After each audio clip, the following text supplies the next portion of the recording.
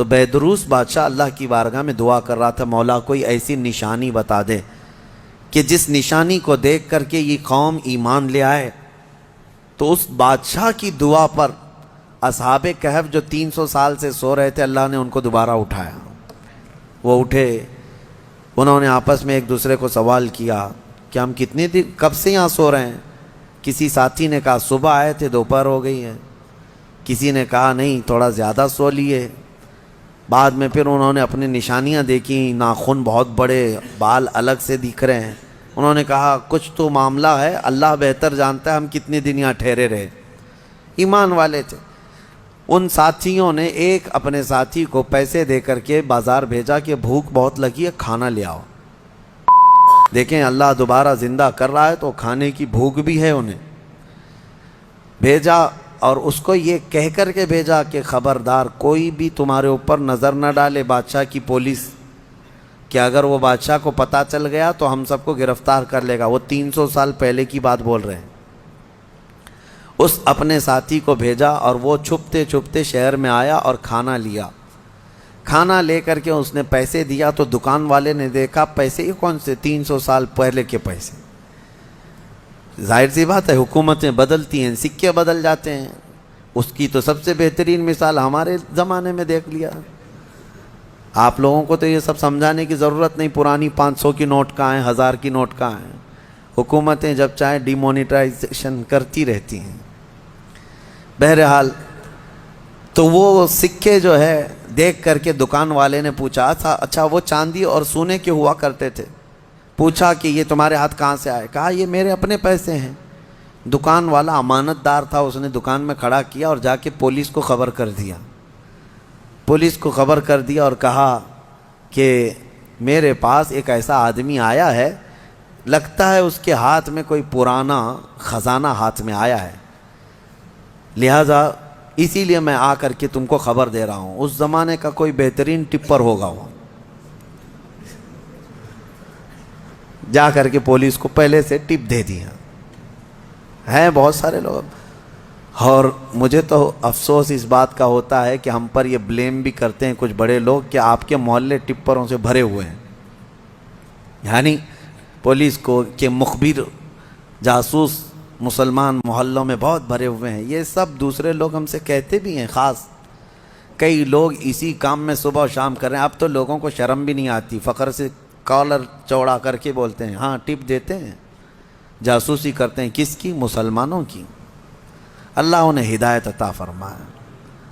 تو وہ بیچارہ دکان والا پولیس کو جو جا کر کے خبر کر دیا، پولیس پوری آ گئی بادشاہ کی، لیکن کون سے؟ اب کے بادشاہ کی، بیدروس کی۔ یہ اصحاب کہف میں سے جو لے کے کھانا لینے آئے تھے ان کو پکڑ لیا، کہا کہ تمہارے پاس یہ پیسے کہاں سے آئے؟ کہا یہ میرے اپنے پیسے ہیں، میرے اور بھی ساتھی وہاں انتظار کر رہے ہیں۔ بادشاہ کے سامنے لے کر کے حاضری پیشی کر دی پولیس نے۔ بادشاہ نے پوچھا یہ کیا ہے، کہاں سے آئے ہو؟ انہوں نے اپنا واقعہ بتایا۔ اس کرسی پر آپ تو نہیں، کوئی اور تھا، یہاں ہم جب گئے تھے کوئی اور تھا، اب آپ آئے ہمیں معلوم نہیں ہے، ہم یہاں سے اپنا ایمان بچا کر گئے تھے، ہم سوئے غار میں اور بھوک لگی تو کھانے کے لیے آئے۔ بیدروس کو معلوم تھا کہ ایک دقیانوس بادشاہ کے ظلم سے کچھ لوگ شہر چھوڑ کر گئے تھے اور ان کے غار پر دیوار بنا کر ان کی قبر بنا دی گئی تھی۔ جیسے ہی بیدروس کو یہ پتہ چلا کہ ان میں سے کوئی آیا ہے، کرسی چھوڑ کر اٹھا اور کہا لے چلو مجھے تمہارے ساتھیوں کے پاس۔ بادشاہ اپنی فوج کے ساتھ نکل پڑا اس غار کے پاس جہاں یہ لوگ سوئے تھے۔ اب غار میں موجود دوسرے ساتھیوں نے دیکھا تو کہنے پکڑا گیا ہمارا ساتھی، دیکھو پوری پولیس کے ساتھ آ رہا ہے۔ لیکن جب بادشاہ آیا دیکھا ان اصحاب کہف کو، دیوار پر ان کی پوری تاریخ بھی موجود ہے اور یہ زندہ سلامت بیٹھے ہوئے ہیں۔ سارے بادشاہ کے ساتھ پوری قوم جتنی تھی سب کے سب اللہ کی بارگاہ میں سجدے میں گر گئے کہ ہم ایمان لاتے ہیں مولا تو قادر مطلق ہے۔ 300 سال کی نیند کے بعد کسی بھی انسان کو جب اٹھا سکتا ہے تو مرے ہوئے راکھ میں گئے ہوئے انسان کو بھی اٹھانے پر اللہ تو قدرت رکھتا ہے۔ بے شک مولا میرا قادر ہے، اور اسی لیے رب تعالیٰ نے قرآن میں فرمایا منہا خلقناکم وفیہا نعیدکم ومنہا نخرجکم تارۃ اخری. پتہ ہے یہ ہم دعا کہاں پڑھتے ہیں؟ ولیمے میں، کھانا کھانے کے وقت، قبرستان میں مٹی دینے کے وقت. ہاں کیوں پڑھتے ہیں؟ اس کا مطلب یہ ہے، اللہ فرماتا ہے ہم نے اسی سے تمہیں پیدا کیا، مٹی سے، اسی سے ہم نے تمہیں پیدا کیا، اور اسی میں ہم تم کو لے جائیں گے، اور اسی سے ہم تم کو دوبارہ اٹھائیں گے. مٹی دینے کے وقت ہر ایک کو یہ احساس ہونا چاہیے میں اسی سے پیدا ہوا ہوں، اسی میں جاؤں گا اور اسی سے پھر اٹھایا جاؤں گا. تو سارے سجدہ ریز ہوئے، ایمان لائے، اور پھر اصحاب کہف واپس اپنے غار میں گئے، پھر سو گئے، اور پھر ان کو لمبی نیند آئی، اور ایسی نیند آئی کہ آج تک سو رہے ہیں. حدیث پاک میں وہ ابھی بھی سو رہے ہیں. قیامت کے قریب اللہ ان پر صرف موت طاری کرے گا، ورنہ ابھی تک وہ سو رہے ہیں. اور ہر عاشورہ محرم کی 10ویں تاریخ کو وہ کروٹ بھی بدلتے ہیں. اصحاب کہف آج بھی سو رہے ہیں اپنے غار میں. اور قرآن میں اللہ نے فرمایا ان کے غار کو اللہ نے ایسا رکھا ہے کہ سورج بھی ان کے غار کے اوپر سے نہیں جاتا، سورج کی تیز روشنیاں ان کے اوپر نہیں آتی. وہ غار اوپر سے چھپا ہوا نہیں ہے، وہ کھلے میدان میں سوئے ہیں. سورج جب ان کے غار کے اوپر سے جاتا ہے تو دائیں ہو جاتا ہے یا بائیں ہو جاتا ہے، موسموں کے حساب سے سیدھے ان کے اوپر سے نہیں جاتا. موسموں کے تھپیڑوں سے اور سختیوں سے بھی اللہ نے ان کو محفوظ رکھا ہے.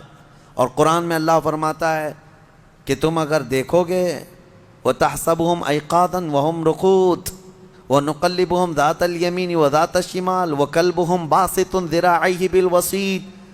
دیکھنے والا دیکھے گا تو ایسا لگیں گے کہ وہ زندہ بیٹھے ہوئے ہیں جبکہ وہ سو رہے ہیں. اللہ فرماتا ہے اور وہ کبھی دائیں اور بائیں پلٹتے رہتے ہیں، اور ان کا کتا پالتی مار کر ان کے قدموں میں بیٹھا ہوا ہے. لَوِ اطَّلَعْتَ عَلَيْهِمْ لَوَلَّيْتَ مِنْهُمْ فِرَارًا.